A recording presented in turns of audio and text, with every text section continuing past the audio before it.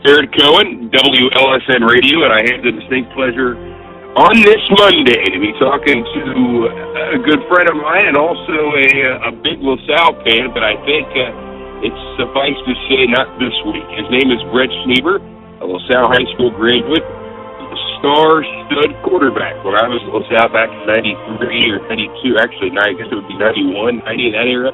But Bret Schnieber, now the assistant head coach over at Oak Hills High School, and he's also the special teams coordinator, and he's got a resume the size of Texas. Kind of like jumping Joe Munchin over at LaSalle, but he's over at Oak Hills. First and foremost, welcome to the Nation Station. Oh, thank you, Barrett. I appreciate it. Bret, let's start off with what's going through your mind. Is this the first time you've kind of had an opportunity since you graduated to coach against your alma mater? Actually, no. I mean, when I graduated from college and everything, I came back and I coached for 4 years at LaSalle, 99 through 2002. When Coach Grippa came on board, I ended up going out to Moeller, and so I coached for 3 straight years against LaSalle.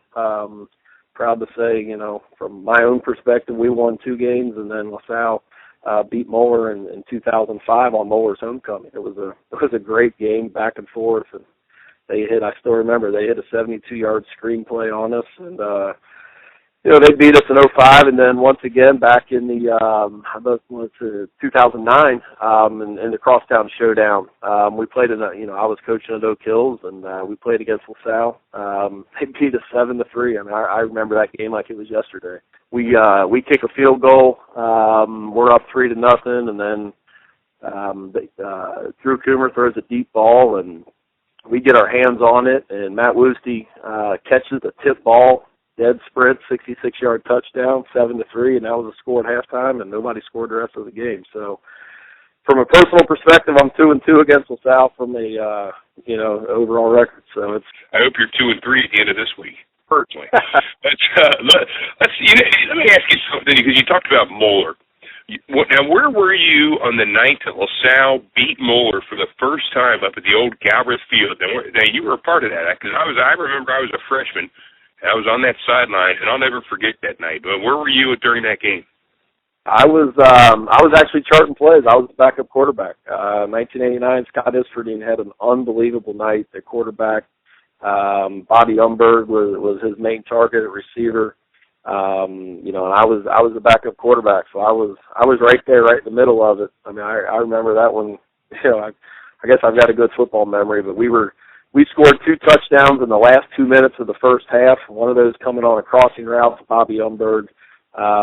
He scores in the last play of the first half, and then we come out and we scored 2 more touchdowns in the first 2 minutes of the third quarter. So we scored 4 touchdowns in 4 minutes, and it was an unbelievable night.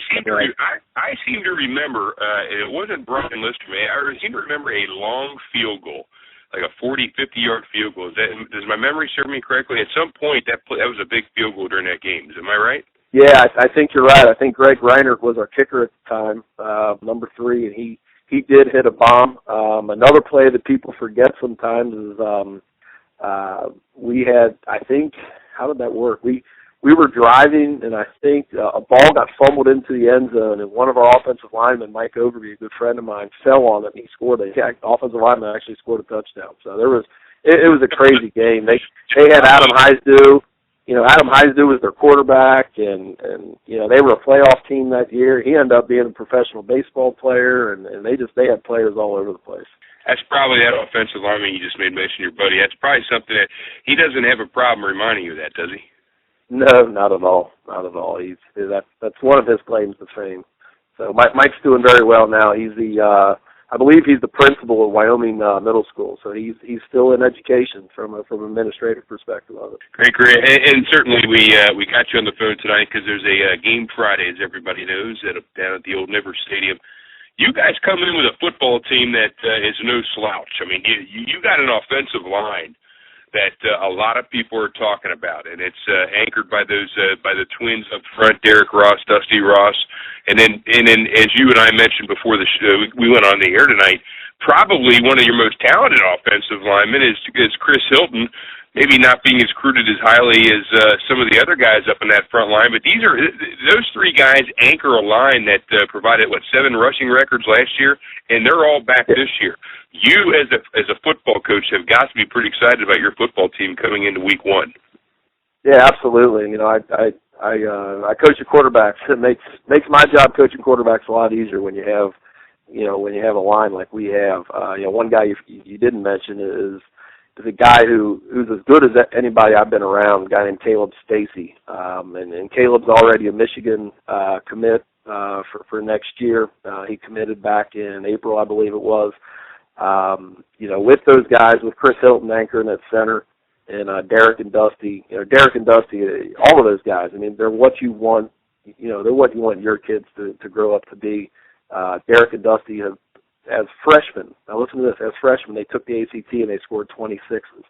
And then, just recently as juniors, they've both scored 31s. They've been offered by Harvard, Yale, Brown, Columbia. Caleb, like I said, he's already committed to Michigan. He's going to get an unbelievable education up there. And then one other guy, a kid named Brandon Camp.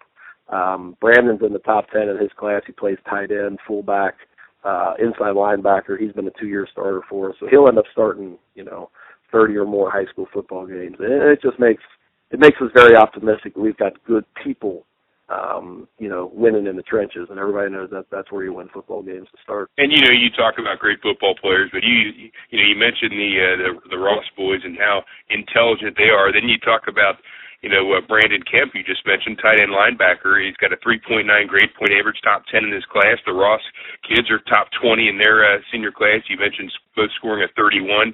It really just makes your team that much better when you got good physical talent. And not only that, they got the intelligence up front as well. And then you talk about a guy at quarterback in Liam Salquist, a junior transfer from St. Xavier. And you mentioned this earlier before we went on the air, too. He's an Oak Hills kid that left, went to St. X, but now he's coming back. That's got to be the people around Green Township got to be pretty excited for Liam Salquist running your offense. Yeah, something that's kind of a little bit, little known about Liam. Like you said, he was an Oak Hills kid. He's not your typical transfer. He grew up going through the Oak Hills schools. He's friends with all these guys. He came in on June 5th. Once school finished up at St. X, and he came into our summer workouts, and it was like, he just took a 2-year vacation, and then all of a sudden came back. He knew all the kids. He fit right in. He's a great kid. He's a leader. Liam was at St. X, and he kind of got lost in the numbers game over there. What people don't know about Liam is that he's grown 21 inches since he started 8th grade. Right now, he's probably 6'3", 210 pounds, and he's got a very good arm.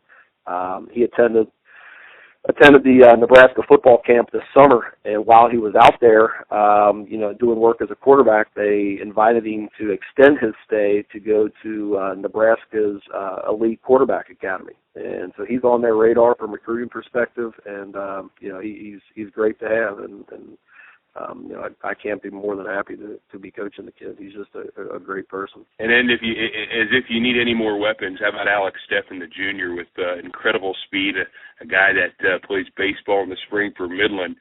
You guys seem to offensively have a whole package together. Is this something you guys were seeing several years ago coming together? Yeah, this is the first time. I've been coaching at Oak Hills now for 6 years, and this is the first time that we've actually been able to put together all the pieces. What we think going into the year, from an offensive line perspective, having a quarterback that can make all the throws. You hear that all the time. I mean, Liam's got the ability to do that. Alec, Steffen, he's another one of those Oak Hills kids. He went to St. X as a freshman, and he did very well at the freshman level. He just didn't feel like he was at home. He didn't fit in right. He wanted to come back to Oak Hills, and we got him back last year. And he excelled for us as a defensive back, playing corner last year. And that's what he's going to do this year. He's going to play corner. He's going to play tailback. He'll be good in special teams for us. And so from that perspective, we feel like, we have guys who can fit in all the different spots. And we're going to share players, too. It doesn't make any sense to have your best players sit on the sideline, when the defense is out there, or, things like that. So our guys, Liam will probably be the one exception who doesn't go out on defense. But, he said he'll go out and play linebacker if he needs it. So, yeah, we feel like we've been able to put it all together going into this fall. Finally, Coach, let me ask you this, and we're going to go switch it back to LaSalle here. Give me one memory back in your high school days at LaSalle. Now, keep it to high school, not in the coaching levels, but back in high school. Give me one memory that sticks out in your mind. It could be academically, athletically. It could be a teacher. I know that's a general question, but a lot of times we get a lot of good answers. Give me one thing that sticks out. Oh, it's easy. Senior year, beating Elder over at Elder 28-3. I played my best high school football game. I think our team played the best football game. I ran for 3 touchdowns that night. Ty Douthert had another touchdown. The guy I mentioned earlier, Mike Overby, he covered down on a punt, and I still remember the sound clear as day, hitting their punt returner and knocking the ball loose. That night, I guess the one thing that caps it off is literally after the game, walking off the field at Elder, and it was like dead silent. I mean, there's 10,000 screaming Germans over at that place normally. But that night, I mean, that's always a joke. Because you look at their roster, and every single name on there is a German ethnicity, and they're usually screaming their heads off. And when you go into that place and beat them 28-3, it was special, And that's one of those things we get together with our buddies and we talk about it, and that's something that we'll have that on our resume for a long time. So that was it, And there's plenty of other things too, but that's the one that stands out. I bet if you surveyed, my teammates, they'd probably tell you the same thing. And one last question, and I know you don't want to be talking about, the things you like about LaSalle, at least this week. But I know LaSalle holds a special place in your heart, and it's got to be bittersweet playing them on a game like this. You want to beat them, but probably any other day of the week, any other day of the year, you're rooting for them. How would you summarize, in maybe 1 or 2 sentences, your overall experience as a coach and player at LaSalle? Well, growing up, LaSalle made me the man that I am today. Especially being from Cincinnati, people think back to their high school years, and I have absolutely zero regrets being a student there, coaching there the 4 years I did football and 5 years in track. And the values that they teach, I still rely on those values to this day. My best friends, still to this day, are the guys I went to school with. Matt Durfers and I are best friends. Chris Sullivan and I are best friends. Those are friendships you make and the stuff that you learn. I mean, that's what it all comes down to. Coach Schnieber, thanks a lot for joining us, and I'm sure we'll be talking throughout the season. Absolutely, Barrett. Thanks for having me on. Really appreciate it.